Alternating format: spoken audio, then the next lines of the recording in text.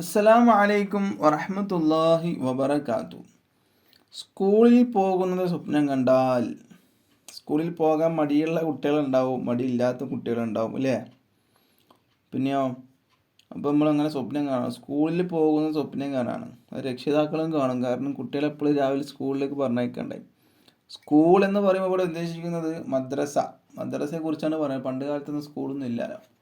മദ്രസ, പള്ളിക്കൂടം, അതിനെക്കുറിച്ചിട്ടൊക്കെയാണ് പറയുന്നത്. അപ്പോൾ സ്കൂളൊക്കെ അതിൽ ഉൾപ്പെടുമായിരിക്കും. അപ്പോൾ ഇതിൻ്റെ വ്യാഖ്യാനം എങ്ങനെയുള്ളതായിരിക്കും? വ്യാഖ്യാനം നോക്കുകയാണെങ്കിൽ ഒരു നിലക്ക് നല്ലതാണ്, ഒരു നിലക്ക് മോശമാണ്. നല്ലതുണ്ട്, മോശമുണ്ട്. ഇതിനെക്കുറിച്ചിട്ട് മഹാനായ നാബൽസി എന്നവർ അവിടുത്തെ ഒരു കിതാബിൽ 323 പേജിൽ പറയുകയാണ്. എന്താണ് പറയുന്നത്? ഒരാൾ മദ്രസ ഉറക്കിൽ സ്വപ്നം കണ്ടാൽ, മദ്രസ എന്ന് പറയുമ്പോൾ അറബിയിൽ മദ്രസ എന്ന് പറയും,